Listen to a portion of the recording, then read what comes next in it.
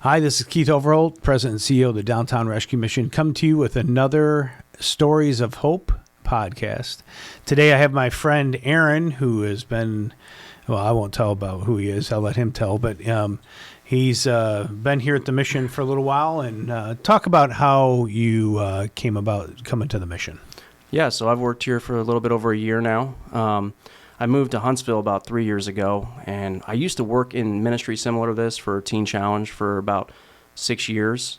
I actually went through Teen Challenge, so I came from a background of addiction and stuff and found Christ. And anyways, I moved here, and I just wanted to get back into ministry again. Yeah. And so I was going to this church, and the pastor was kind of talking about wanting to start some sort of a recovery program or something, and it seemed kind of interesting to me. And then he brought up the Downtown Rescue Mission. He's like, have you ever seen the Downtown Rescue Mission? I'm like, no, I've never been there.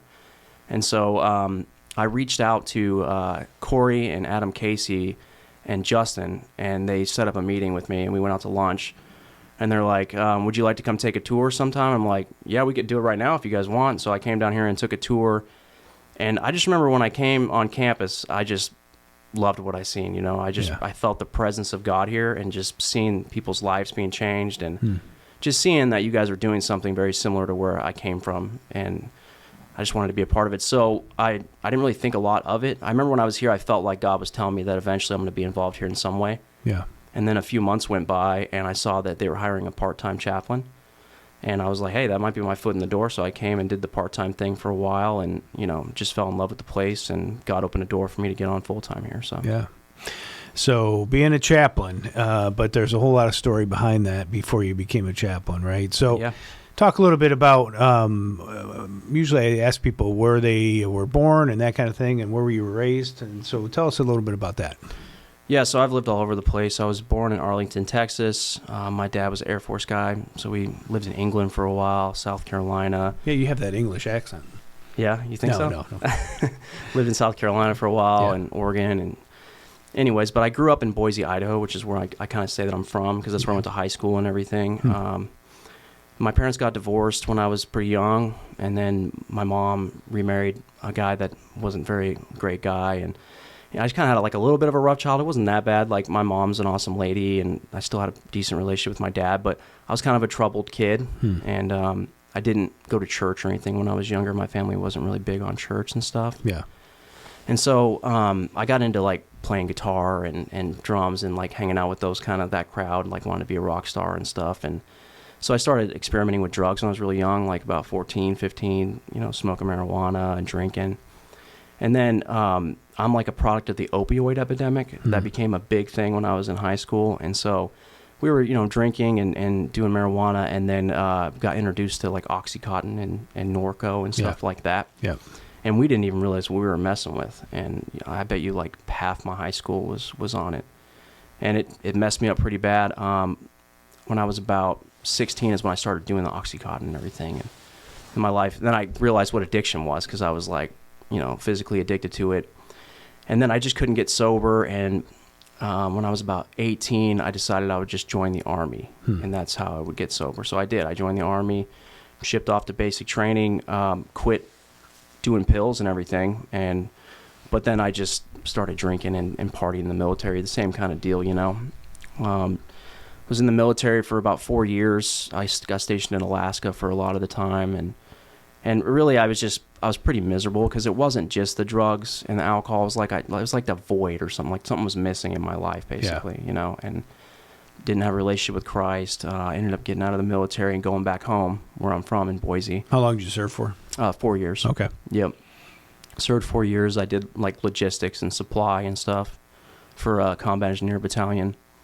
And then when I got home back to Boise, I had a bunch of money in the bank because of my time in the military, and then just ran into some old friends and kind of got back into doing drugs again. And then, it got really bad that time, to the point where my family didn't want me around anymore, basically blew through all my savings and was just rock bottom.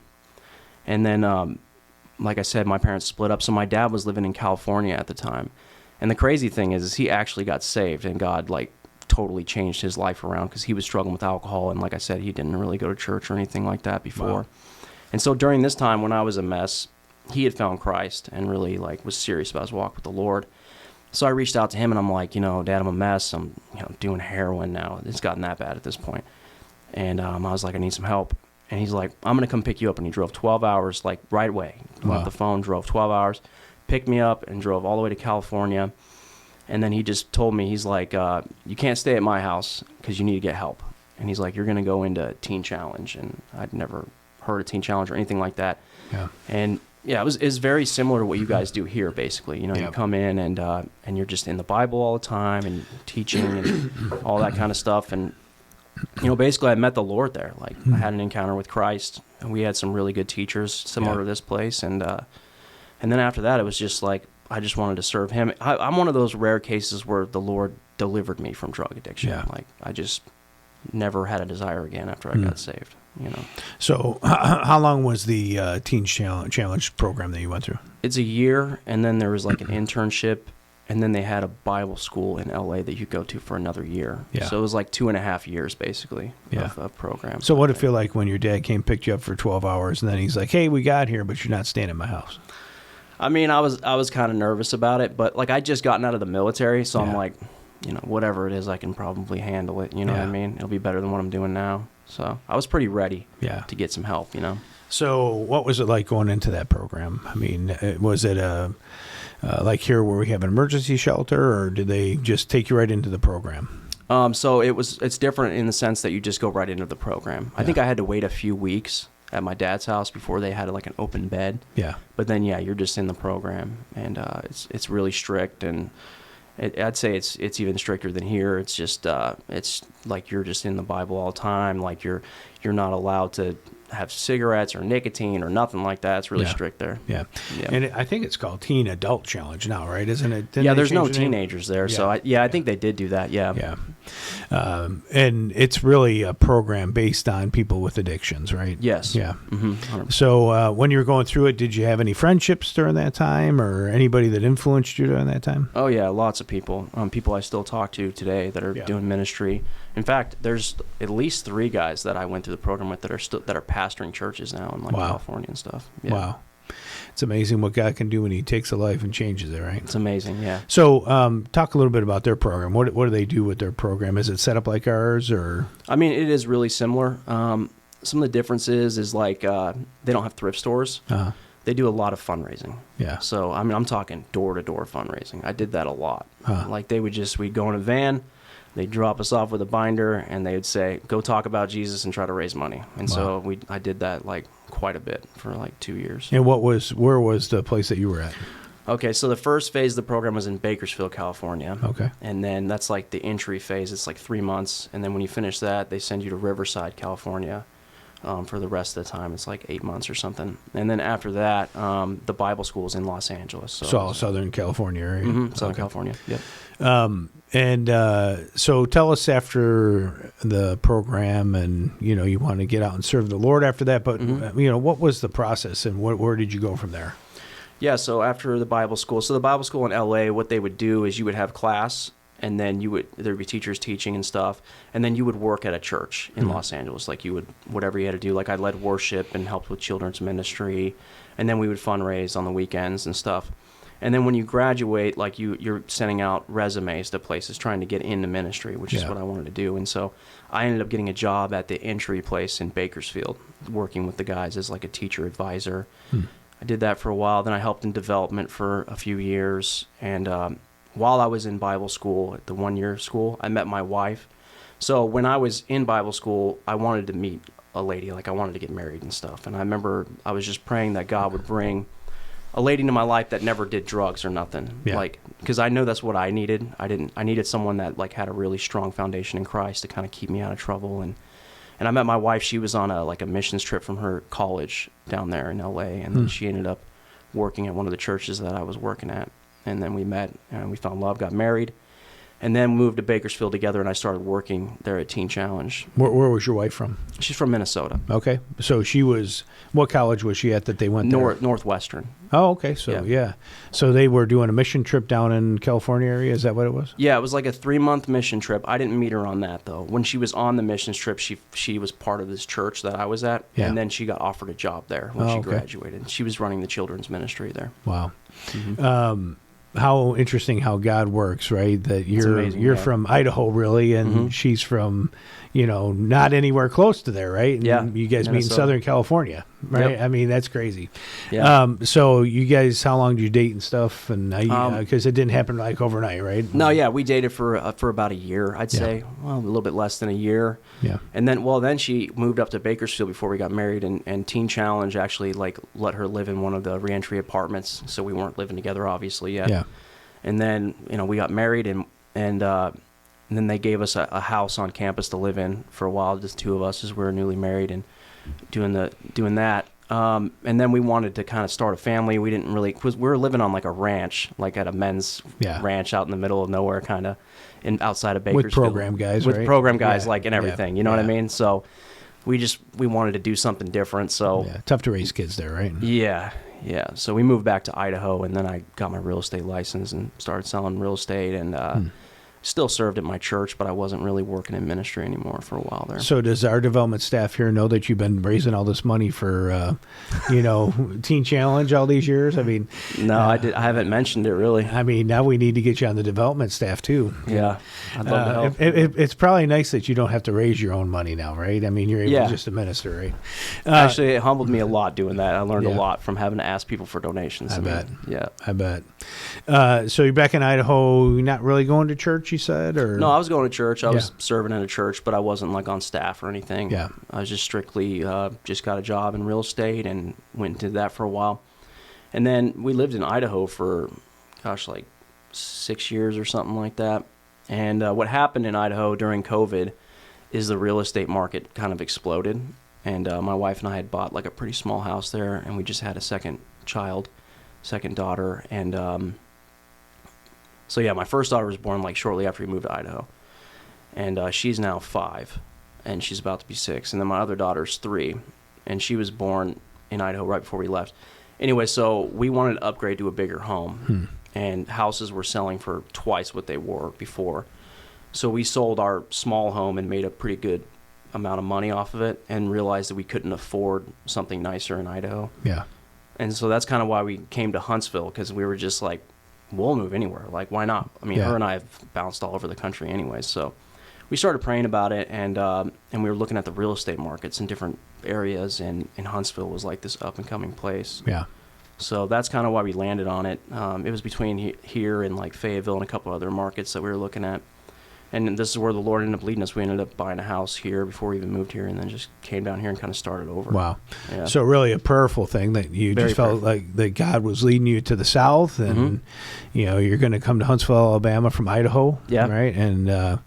And what was that like? I know you've lived all over the country, but it's kind of like almost like an Abrahamic journey, right? I mean, God tells you to move, and you're moving and don't really know what's going on there, right? I mean, you can tell Huntsville's a up-and-coming city, but did you come here without a job? And well, my wife actually had a remote job, so she had that going for her. And then I felt like I could do real estate pretty much anywhere. I had to make new connections and everything. But, sure. But yeah, it was an adventure, that's for sure. Yeah. We prayed a lot about it, and we considered a lot of different places, and it's just, you can see God doing things where you just know that's what he wants you to do. You just see him opening doors, and how everything just kind of worked out perfectly. And so I had a lot of peace about it. Yeah. And I love it here in Huntsville. Putting down roots, though, where you have nobody, though, right? Yeah. I mean, there's nobody here. Yep. So what was that like when you first moved here? I mean, was it getting involved in a church early, or how'd you do that? We bounced around to a few different churches before we found the one we're going to now. We've been going to Mount Zion Baptist now. That's where we've been going. Yeah. But yeah, we bounced around different churches trying to find the right spot and everything. It was kind of a culture shock as far as the heat here. Yeah. Because, I mean, I'm not really used to it. A little that. humid. Yeah, we came in August. Yeah. So it was brutal, man. It was really hot. And then there's a lot of snakes here, too, which is pretty crazy. I mean, I saw a snake, like, in my backyard within a week of being here. So yeah. That was pretty intense. But well, I'm from Buffalo, New York originally, so it was a little different temperatures here than it was where I was born. Yeah. Excuse me. So you get on your path down here, and you feel God's leading you here.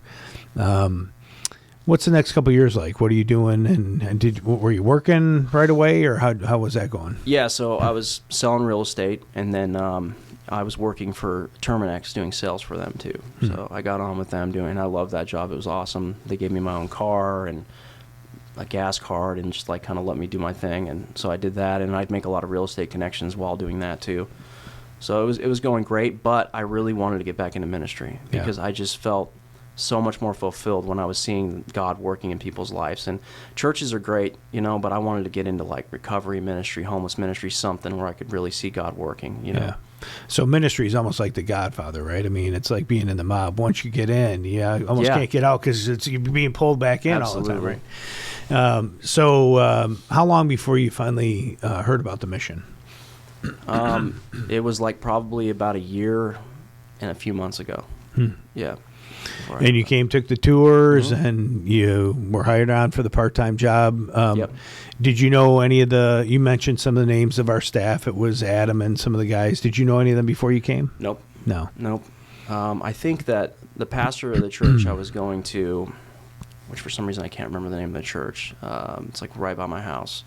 Not White Pineview. Not that pastor though. There's the church right next to it. Used to be a strip club actually, and then they bought it and turned it into a church. The Refuge. Pastor Jason, exactly. Yeah, Refuge, Yeah, he used to be on the board, I think, or something. Yeah, he was. That's right. So he's the one that kind of got me in here. Yeah. And then when I worked part-time here, it was I just thought this place was great. You know, the staff here, it's honestly incredible because like I said, I've worked in ministry, been around a lot of churches, but everybody here is just dialed in, and they just really love what they do. And so I just really liked it here right away. So you work here part-time for a couple months, and then something happens. You hear at work. What happened? So my whole life, you know, military, I played sports, never broken a bone before. Yeah. And matter of fact, when I moved to Huntsville, I was actually pretty overweight. I was like about 80 pounds heavier than I am now. Wow. And so I got in like good shape, got back to working out every day. So, and then we have a basketball tournament here, right? And I'm in like the best shape of my life at this time. I'm like, I can play some basketball. Yeah, the basketball tournament is for the guys in the program and some of the staff. Yeah, so every graduation we have a basketball tournament here, and the guys love it, and it's competitive and fun, you know. And they asked me to play, and I was like, yeah, of course. And so I'm like kind of cocky because I'm in good shape, and I'm like, I can play with these guys. And within about 5 minutes of the basketball tournament, I ended up breaking 2 bones in my leg. Yeah, and you stepped wrong or something, right? Yeah, I mean, it was nothing. Like, it didn't even look like anything even happened. Like I went up for a rebound and came down and just snapped my leg. I don't know. So here we have this guy who is part-time for us, and we love what he's doing. And how long had you worked here before you did that? Oh man, like maybe 3 months. Yeah, so 3 months in, and he breaks his leg, and I wasn't even sure you wanted to come back to work for us because tell a little bit about you went through some issues with that. Oh, it was really bad. Yeah, like it was no joke. I was in the hospital a bunch of times. I ended up getting blood clots in my leg, and my leg swelled up and turned purple, and it was a really bad injury. You almost thought you were going to lose your leg, right? No, I didn't get that bad. Oh, okay. But I mean, it was pretty scary. I was on all these blood. Adam thought you were going to lose your leg. That's what he told me. So he puts drama on it. But no, it was rough for sure. It was a really hard time. And you know what? That made me like this place even more because everybody was so supportive and calling me and checking in on me and everything. So that was really cool. Yeah. So then after a little bit, we had a full-time position come up, and you took on that. Talk about your full-time work here. Yeah, I love my full-time job. It's awesome. So it's the same thing I was doing, except for now I'm like full-time chaplain now. Yeah. And I usually work days, and Adam works the evening shifts, which is awesome. He prefers that. I'd rather work during the day. So basically my job is just meeting with guys when they come in, finding out their story, like how can we help them, what are they trying to do with their life, are they trying to get some help for their addiction, and if they do want help, then I tell them about the program, give them a tour, kind of be like the first face they see, pray with them, stuff like that. And how many men do we usually have in our overnight area? Probably like between 170 and 200, I think I'm about. So we have few chaplains, but you guys have to manage all those folks and meet with them. So when you're meeting with them, what's one of the hardest things you have to do in your role when you're doing the chaplaincy? What is that? One of the hardest things, I would say just like the hardest thing for me is when I see guys that have a lot of potential and they're just messed up. And you can see that, like, they can do better with themselves, but they don't want it. You know what I mean? They don't want the help. And that's hard. Sometimes I want it more than they do for them. Yeah. And that can be really challenging. Yeah, and our overnight area for the emergency shelter is, for men and women, is free. And so people can come and go as they please. And that makes it tough for chaplains, too, because you guys are really trying to push them into the program. Yeah. And so, when it's free and they get to stay back there as long as they want. And in fact, we're talking about maybe redoing some of that in the future. But, because our real goal here is getting people in the program where they can truly change their lives. Now, not that they can't change their lives there. They're going to hear the gospel at some point. But it really does change when they get in the program. Talk a little bit about the program here and what impact it has on people's lives. Oh, it's amazing. What's really amazing about my job is I see these guys at the very beginning when they first get here. They have no clue about anything. They're just a mess. Their life's they've hit rock bottom, basically. And then they want to get in the program. Usually our program's always full. Yeah. So they have to stay in men's overnight, and they have to show us that they're serious. So that means they have to check in with us and be proactive about getting in the program. So it takes work on their part to get in the program. Yeah. Because we have a great program here, and people come from all over the place to be in it. Yeah. And so once they do that and a spot opens up and they get in, then they're in the program for a whole year, just learning about Christ. I always tell these guys in my foundations class, you're going to have more knowledge of the Bible than most people do. Yeah. So God's going to use you, and he has a plan for your life. That's why you're here, know. I always tell people our program is really almost like an intensive 1-year Bible school. Exactly. And there's a lot of times that the guys are going through that they're probably studying more than some of my staff because they're in the Word every day. And it's a couple classes that they're taking every semester. So, as you've been here a year, is there any particular story that touched your heart? Of somebody that has come through their program or that you've met in overnight. Tell me a little bit about that. Well, the first person I really met that had an impact on me was Chase, and he actually was on our security staff for a long time. When I first started working, he was on security. Anyways, he told me his testimony, and it was just super powerful. I mean, he said he was homeless on the streets for 6 years, doing fentanyl, just a mess. And this guy, you would not even know that. I mean, Jesus has completely changed his life. He's on our security, went through K-Tech. Now he's making $30-something an hour or something, and he's about to get his own place. That's awesome. Off campus. So that was awesome. And then Tyler, you did an interview with him in here, Tyler Mitchell. I really, really like that guy a lot, and I really want him to do well. And he's doing really well right now. So. And when you're thinking about the guys getting the program, I mean, that's really the emphasis that you're trying to do is get people in the program. You want to witness to the folks when they're in overnight in the emergency shelter, but you really want them getting in there. And then we want them to graduate, and, we want them to love the mission, but we've taken care of them for a couple of years at that point, and we want them to be successful on their own. And really talk about that. What does success look like from a chaplain's perspective of when people leave our program? I think the most successful thing would be them knowing Jesus and really knowing Jesus. And not just that, but knowing how to have a relationship with the Lord when they leave. That means getting up, reading your Bible every day, spending time in prayer, continuing to memorize scripture, being around other people that love God. If they can do those things, then they're going to be all right. Even if they make mistakes, and even if they fall for a little bit or whatever, they need to learn to get back up and get back to reading their word. If they can just take the tools that we give them here, then they can be really successful. We changed their dependency from a substance to really on God. And that's a big difference. I mean, there's a big difference there because when they're on a substance, it's always going to have a hole in their heart, right? And that's what Jesus fills, is that hole in our heart that, we have somebody relying. Even if we're all by ourselves, there's somebody else that we can rely on. And boy, that takes a lot of pressure off of us, right? 100%. And, I've seen so many guys come in, and you mentioned how much different the one guy looks than probably than when he came in. I've had a bunch of stories throughout the years that I've been here, but there's been some times I've been in a restaurant, guy will come, "Hey, Mr. Keith, how you doing?" And I'm kind of taken back because I'm like, I don't remember this guy. Well, it's because he looks completely different than when he came to the mission at first. and now he's got a wife and kids, and he's got a house, and then Awesome. he's great in church, and I'm like, this is not the guy I remember. I remember the skinny guy that came in here, and now he's Yeah. looks completely different. Not only does the difference from when we have Christ in our life change our heart, it changes our outward appearance too. Yeah. So many times it 100%. just completely changes what the person looks like. Yeah. So as you're doing what you do, how much longer you want to do mission work or work at a place like Downtown Rescue Mission? I mean, as long as the Lord tells me to stay here. I mean, Yeah. I'd like to be here for a long time. Is it that rewarding?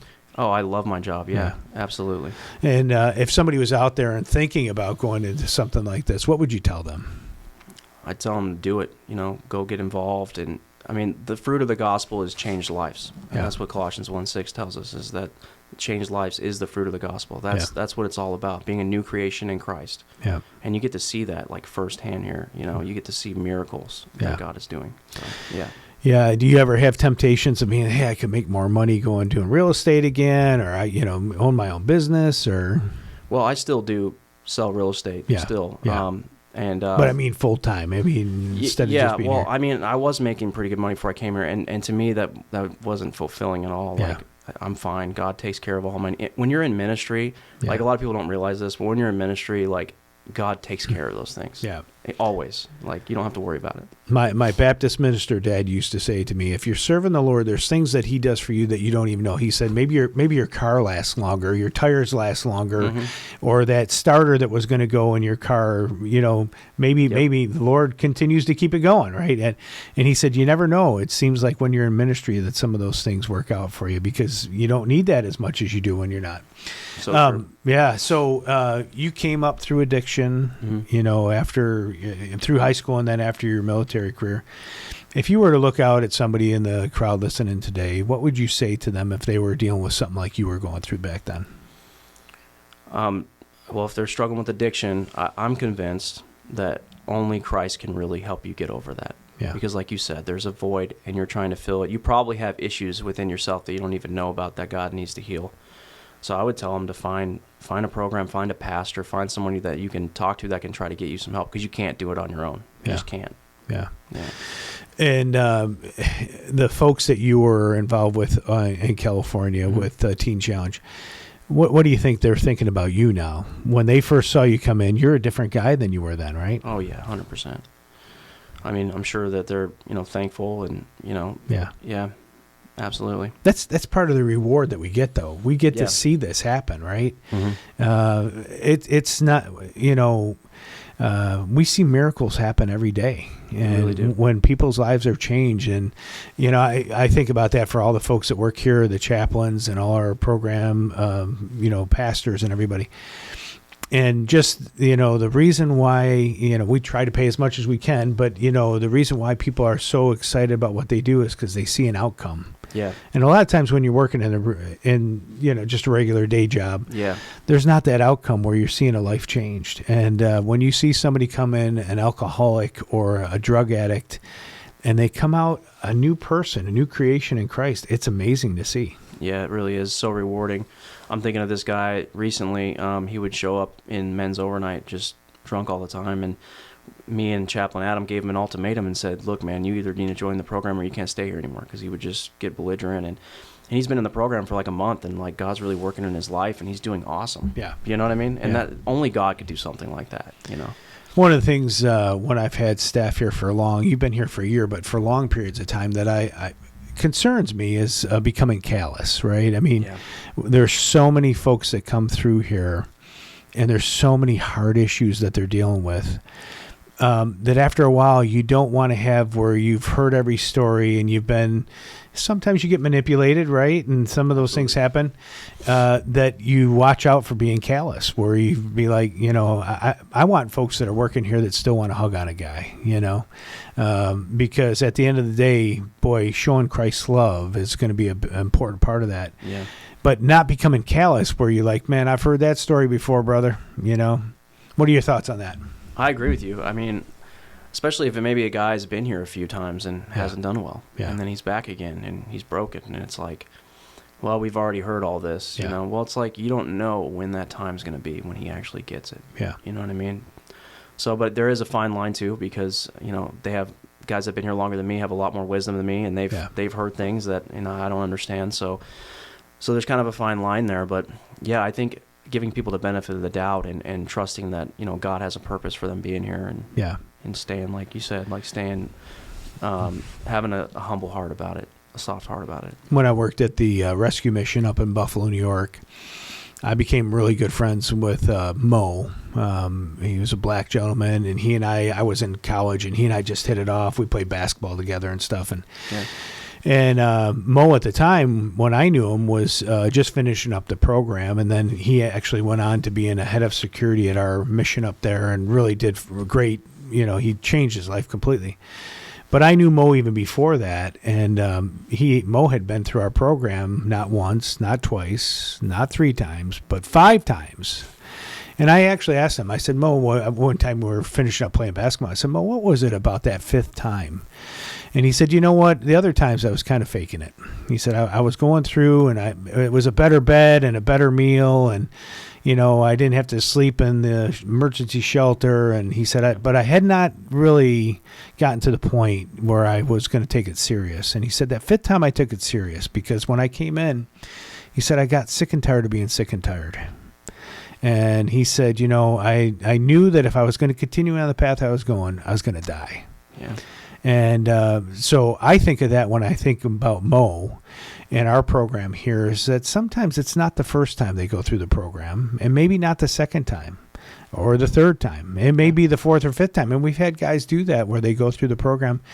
And a lot of times those guys will drop out after the 1st step or the 2nd step, or, and if finally that 3rd or 4th time, they're like, you know what, this is something I've got to do, because otherwise I may end up dead. Yeah, I mean, I can think of people that are on staff here that have been through the program a few times before they got it. Yeah.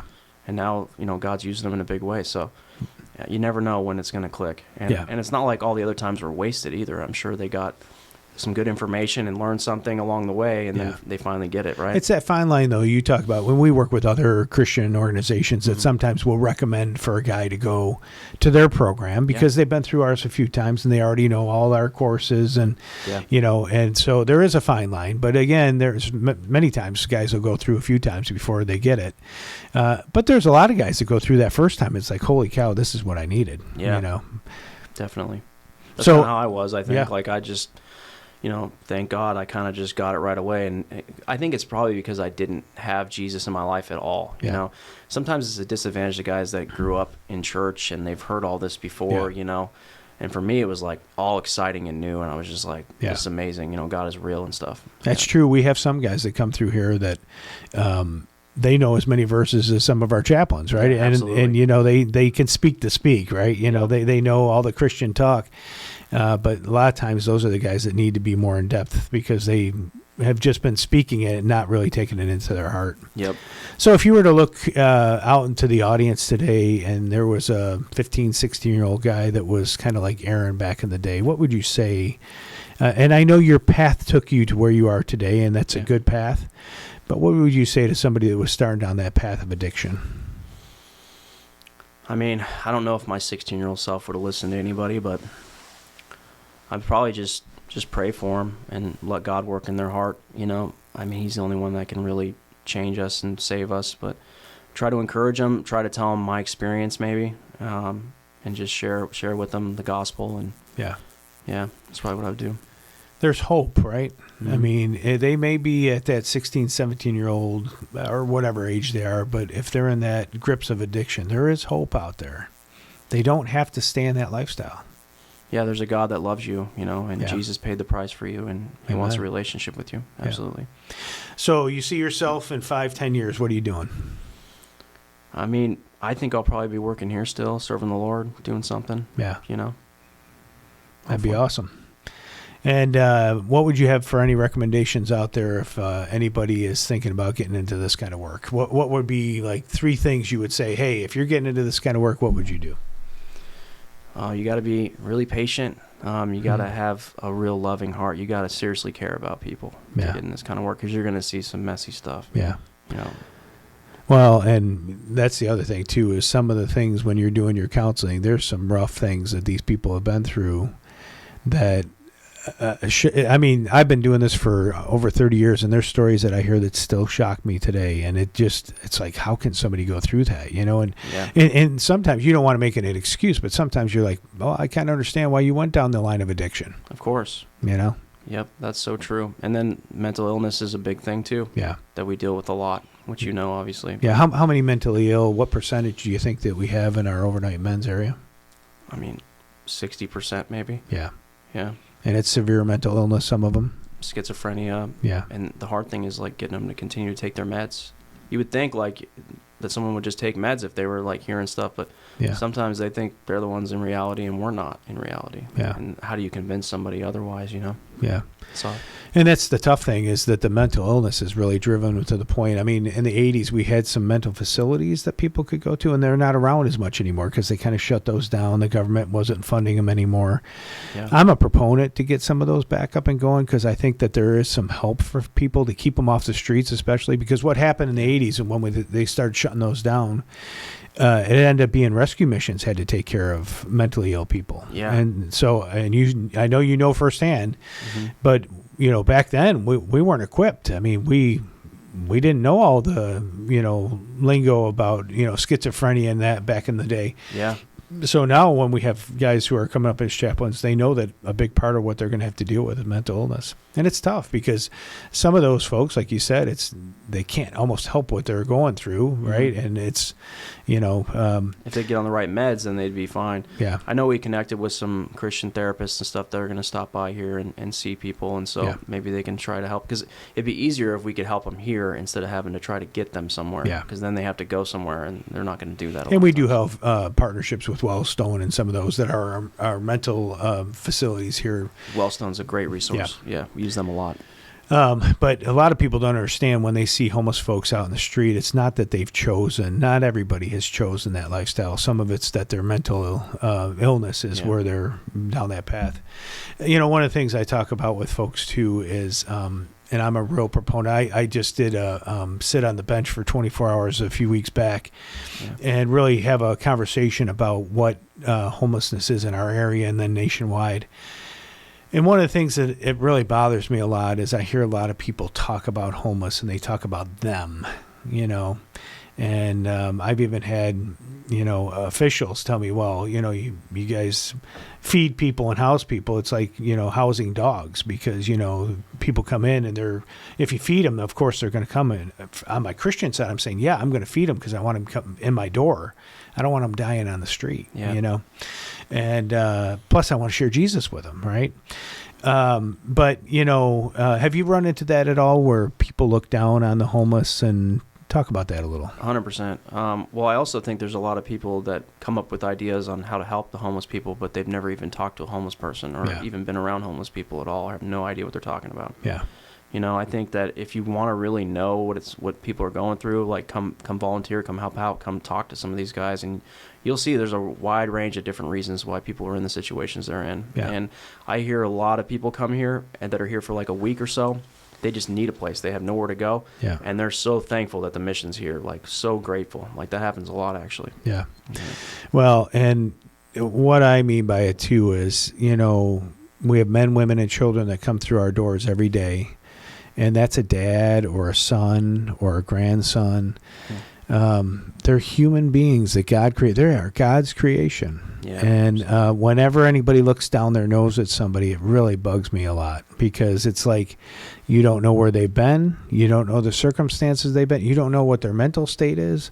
And you're saying, well, you know, you're treating them like dogs. They're coming in. You know, no, these are human beings that God created, you know, and it bothers me a lot. Yeah, I agree with you. I mean, the Bible says that God chooses the foolish things of the world to shame the wise. And you and I, you know, we see the finished product as these people's lives being changed by the Lord. So you never know what God's going to do in someone's life. Yeah. You know, over 30 years in rescue work, some of my best friends were homeless, you know, and if I had looked down on them, boy, the life potential that was there, because again, it's God's creation. That's why even if the mental illness, right, I always look at somebody and say, boy, there's a potential that they can have a better life through Jesus Christ. Absolutely. Yeah. Well, brother, I appreciate you coming and talking with me this last hour, and love what you do here at the mission in your heart, and of course your story of how you got here. And I love that now you feel like you're giving back because God saved your life, and now you're trying to share what God can do in other people's lives. Yeah, I appreciate you letting me be a part of the team. Yeah. Well, this has been another Stories of Hope podcast, and we're so thankful for you listening today. And if you have any questions or comments, you can always put that in the comment section, and we'll try to answer those when we can. Again, this has been Aaron, and this is Stories of Hope.